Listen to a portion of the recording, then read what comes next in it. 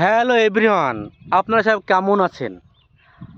আজকে সকালবেলায় এসেছিলাম মাঠে। এসে দেখলাম একটা ভুঁয়ে, খালি আপনারা দেখেন, বলছি আগে, এ দেখেন, এই দেখেন পাটের জমি। হ্যাঁ, পাটের জমি।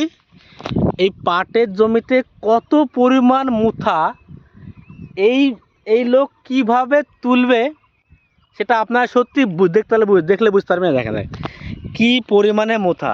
এই দেখেন পাট কোথায় আর মুথা দেখেন। এই দেখেন আর দুজন মুন্নিশ এসছে কাজ করার জন্য। হ্যাঁ, দেখি ওদের বক্তব্য কি একটু শোনাবো পরে।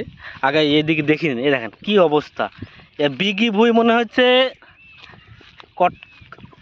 কড়াকে লাগবে, তা বলতে হবে না। কড়া মুনিশ মিনিমাম ধরেন আমার মনে বলছে কড়া লাগবে তো। হ্যাঁ, কড়া লাগতে পারে। যে ঘাস এটা এক কাঠাকে সাফ করবে না। বিঘি ভুঁই যদি এক কাঠাকের ছাপ করে তাহলে 20টা মুনিশ লাগবে। 20টা মুনিশ ধরেন এখন 400 টাকা কেটে নাকি 350। এই 300 টাকা করে খরচা। আর এই যে ভুঁই, এইভাবে পাট সেই রকম হয় না।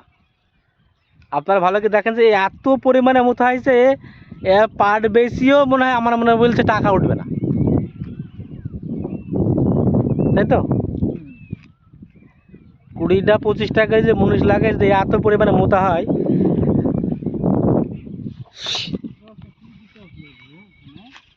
সত্যি চোখ তুলছে নাকি, উড়ে আসছে নাকি, কি পরিমাণে মুথা। সত্যি আমি দেখি অবাক হয়ে গেলাম।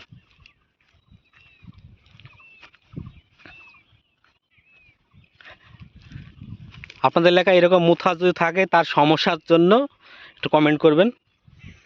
অবশ্যই এই জমি এলাকায় দেখাবো যে এই মুথাগুলো কিসে মারবে। চারিদিকে ঝিরঝিরি বাতাস, তার মাঝে আমরা দাঁড়িয়ে আছি।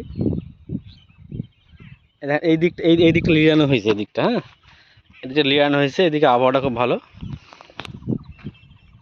এই কি করছি, কি কাজ?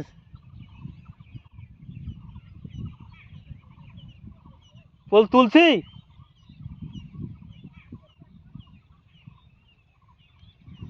ঠিক আছে, দেখা হচ্ছে আবার। আপনাদেরকে নিত্য নতুন ব্লগ নিয়ে হাজির হব আপনাদের সামনে। আপনারা অবশ্যই দেখবেন, কমেন্ট করবেন, শেয়ার করবেন। দেখা হচ্ছে নেক্সট ভিডিওতে। Bye bye.